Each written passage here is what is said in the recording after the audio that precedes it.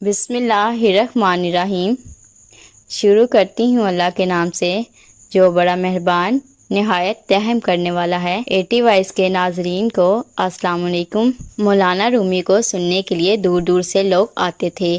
ایک دن ایک طوائف بھی انہیں سننے کے لیے مسجد پہنچ گئی۔ طوائف نے اس مقصد کے لیے اپنا حلیہ بدل لیا تھا۔ رومی کی گفتگو سننے کے دوران اس کے ایک پرانے گاہک نے اسے پہچان لیا۔ اس پر ایک شور مچ گیا کہ ایک طوائف مسجد میں موجود ہے۔ لوگوں نے اسے وہاں سے نکالا اور باہر لے آئے۔ ہجوم میں غصہ بڑھ رہا تھا۔ طوائف کو لگا اب اسے وہیں کھڑے کھڑے سنسار کر دیا جائے گا۔ اسی اثنا میں ایک درویش اس ہجوم کے قریب پہنچا اور چیخ کر بولا، رک جاؤ، تم لوگوں کو شرم آنی چاہیے۔ 30 لوگ ایک کمزور عورت پر حملہ آور ہو رہے ہو، کیا یہ انصاف ہے؟ مجمع میں سے ایک بولا، یہ طوائف ہے اور ایک مرد کے لباس میں آئی ہے تاکہ ہم اچھے مسلمانوں کو دھوکہ دے سکے۔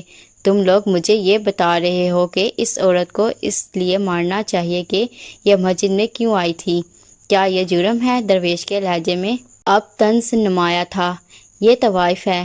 ہجوم میں سے کوئی چلایا، مسجد میں اس کی کوئی جگہ نہیں۔ ہجوم طوائف کے نعرے لگانے شروع ہو گئے۔ اس نے کہا، آؤ طوائف کو مارتے ہیں۔ تھا اس سے فکرے نے درویش کو جلال کو مزید تیز کر دیا تھا۔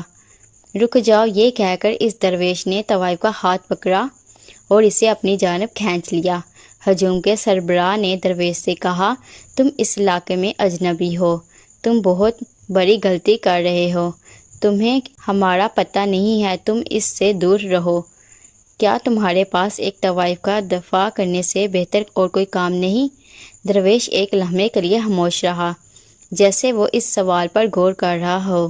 اس نے غصے کا اظہار نہیں کیا، پرسکون رہا۔ پھر کہا، پہلے تم لوگ یہ بتاؤ کہ تم لوگ مسجد میں عبادت کے لیے جاتے ہو یا اپنے ارد گرد کے لوگوں کو دیکھیں؟ کیا مسجد میں خدا سے زیادہ اہم وہ لوگ ہوتے ہیں جنہیں تم تکتے رہتے ہو؟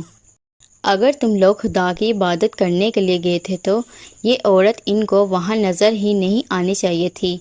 حلیہ بدلنا تو دور کی بات، اگر اس نے کپڑے تک نہ پہنے ہوتے تو پھر بھی وہ تم لوگوں کو نظر نہیں آنی چاہیے تھی۔ جاؤ، لوٹ جاؤ۔ دھیرے دھیرے ہجوم جھٹ گیا۔ طوائف کے ہوش ٹھکانے آئے تو وہ بولی، اے درویش، میں آپ کا شکریہ ادا کیسے کروں؟ درویش بولا، تمہیں میرا کوئی شکریہ ادا کرنے کی ضرورت نہیں، ہم خدا کے علاوہ کسی کے شکر گزار نہیں ہیں۔ طوائف نے نام پوچھا تو وہ درویش شمس تبریز نکلا۔ درویش بولا، کچھ لوگ اچھی زندگی شروع کرتے ہیں لیکن کچھ اپنا رنگ کھو بیٹھتے ہیں۔ تم بھی انہی لوگوں میں سے لگتی ہو جو اپنا رنگ کھو بیٹھی ہے۔ کیا تم دوبارہ اپنی اصل ذات کے ساتھ جڑنا نہیں چاہو گی؟ تمہارا رنگ اس لیے بھر گیا ہے کیونکہ تم تمام برسوں میں سے اپنے آپ کو یہ یقین دلایا ہے کہ تم اندر اور باہر سے آلودہ ہو چکی ہو۔ طوائف بولی، میں واقعی اچھی نہیں ہوں، مجھے علم نہیں میں کیسے کچھ کما کر اپنی زندگی گزاروں۔ درویش بولا، میں تمہیں ایک کہانی سناتا ہوں۔ ایک دن ایک طوائف نے گلی میں ایک کتے کو پیاسا دیکھا۔ کتا سورج کی دھوپ میں بے بس لیٹا تھا اور اسے سخت پیاس لگی ہوئی تھی۔ اس طوائف نے اپنا جوتا اتارا، اس میں ایک قریبی کنویں سے پانی بھرا اور لا کر کتے کو پلایا اور چلی گئی۔ اگلے دن طوائف کی ایک صوفی سے ملاقات ہو گئی۔ جو ہی اس صوفی نے اسے دیکھا تو آگے بڑھ کر اس طوائف کے ہاتھ چومے۔ ایک دھچکا سا لگا۔ صوفی بولا، تم نے جو ہمدردی کتے کے ساتھ دکھائی تھی وہ خدا کو اتنی پسند آئی ہے کہ تمہارے سارے گناہ بخش دیے گئے ہیں۔ یہ واقعہ سن کر طوائف بولی، اگر پورے شہر کے پیاسے کتوں کو پانی پلاؤں تو بھی میرے گناہ معاف نہیں ہوں گے۔ شمس بولا، تم یہ کیسے کہہ سکتی ہو؟ یہ تو صرف اللہ کو پتہ ہے کون نیک ہے اور کون گناہ گار ہے، اور تم کیسے کہہ سکتی ہو جنہوں نے تمہیں آج مسجد سے دھکے دے کر نکالا ہے وہ خدا کے بہت قریبی ہیں اور تم خدا سے دور ہو۔ طوائف بولی، ان مردوں کو یہ بات کون بتائے گا؟ درویش بولا، یہ بات تم انہیں نہیں بتاؤ گی؟ وہ بولی، آپ کا کیا خیال ہے وہ میری بات سنیں گے؟ وہ لوگ تو مجھ سے نفرت کرتے ہیں۔ درویش بولا، اگر تم چاہتی ہو کہ دوسرے تمہارے ساتھ مختلف انداز میں سلوک کریں تو پھر سب سے پہلے تم اپنے ساتھ سلوک کو تبدیل کرو۔ اس کے علاوہ کوئی طریقہ نہیں کہ تم اپنے آپ سے محبت کر سکو۔ کچھ عرصے بعد وہ بھاگ کر رومی کے گھر چلی گئی جہاں شمس تبریز ٹھہرے ہوئے تھے۔ رومی کا خاندان پریشان ہو گیا۔ سب کو رومی کی ساکھ کی فکر ہو گئی کہ لوگ کیا کہیں گے۔ ایک طوائف ان سے ملنے آئی ہے۔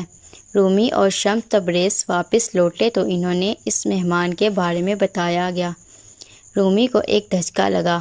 وہ بولا، تم یہ کہہ رہے ہو کہ ایک طوائف ہم سے ملنے آئی ہے؟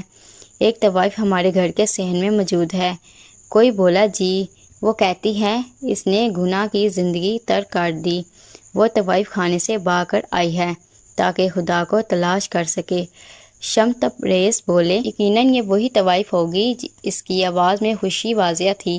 گھر کے کسی افراد نے کہا، لوگ کیا کہیں گے؟ ہمارے گھر کی چھت کے نیچے ایک طوائف آئی ہوئی ہے۔ شمس نے آسمان کی طرف انگلی اٹھا کر کہا، کیا ہم سب پہلے ایک چھت کے نیچے نہیں رہ رہے؟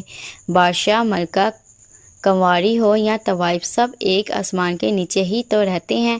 ایک بار حضرت شاہ عبدالعزیز رحمۃ اللہ سے کسی نے پوچھا کہ کسی طوائف کا جنازہ پڑھایا جا سکتا ہے تو حضرت کا جواب نہایت فکر انگیز تھا۔ فرمایا، اگر طوائف کے پہلے لیٹنے والے کا پڑھایا جا سکتا ہے تو طوائف بیچاری کا کیا قصور ہے؟